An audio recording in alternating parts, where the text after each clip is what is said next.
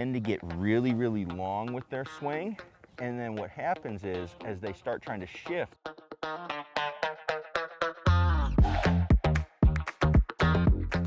all right, so one of the biggest things that people struggle with is hitting the ball heavy, okay? So they'll hit it heavy, and then that starts leading to a bunch of other issues. So first things first, you have to understand what is a heavy golf shot. Why are you hitting the ball on the ground first and hitting the ball what we would call fat, right? What ends up happening is your swing is coming down, and the lowest part of your swing is behind the ball, okay? Or the lowest part of your swing is going to be really, really far underground, because we'll see that too. People will hit the ball heavy, but if we look at like Flight Scope or TrackMan, their low points will actually be on the target side of the ball. That's because their swing is just going so long, and it's going so deep underground that they're hitting the ground before they get it, and it's going to continue. Like if there wasn't the ground in the way, it would just keep going down, and it would be so far under the ground where it reaches its lowest point. That's not going to work for us. So we need to control those things to be able to not hit the golf ball fat. So a couple of reasons this happens. One, people aren't able to shift their weight. So I need to shift where the lowest point of my swing is going to be. And we do that through pressure shifting. Now, what will happen is, as people do this, you'll see as we talk about your arms, people will tend to get really, really long with their swing. And then what happens is, as they start trying to shift, the club's going to be going really, really hard that way. And so it starts to pull them back as they go, and they start tilting incorrectly, and then that club is going to bottom out on the back side of the golf ball. So what I want people to realize is, when you go back, one of your biggest priorities is being able to make a move where I go back and I go through with my swing. If I can't do that, then the swing is not going to be very functional. When people start moving, they start getting here and they start moving a little bit. You know, I usually have them do it with their trail arm only, then we'll put the chew on. What they realize is, when they go to hit a ball, that they don't really need to make a massive backswing to hit the ball with some decent distance.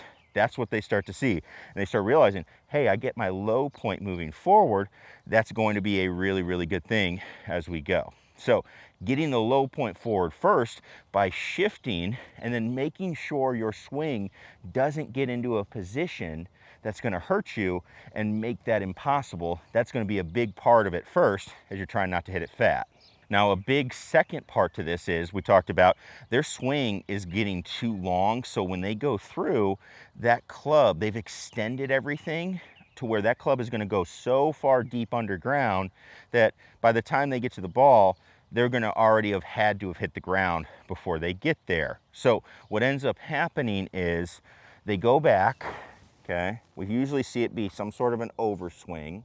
And then as they start down, to get the club back into position, we need to do all the things we can do to get the club back away from us. So our right arm extends, our wrists extend.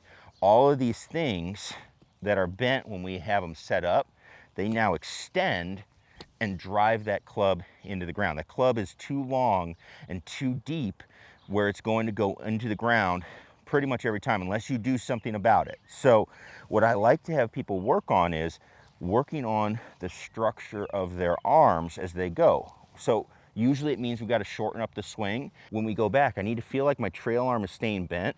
My wrist, you know, it has hinge. I don't need to hinge it really anymore. But as I come down, I need to make sure my arms work down so that trail arm stays bent.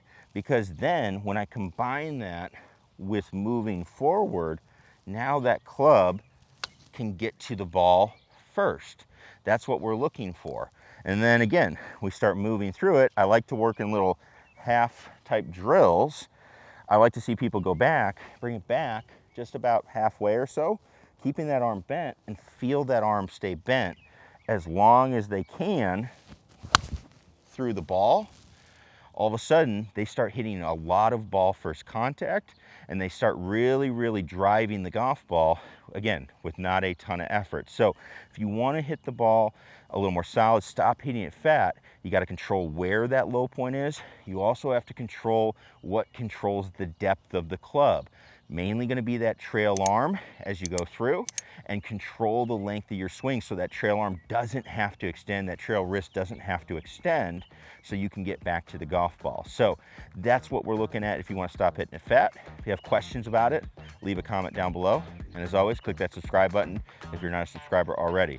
Thanks everybody for watching. We'll see you in the next one. Peace.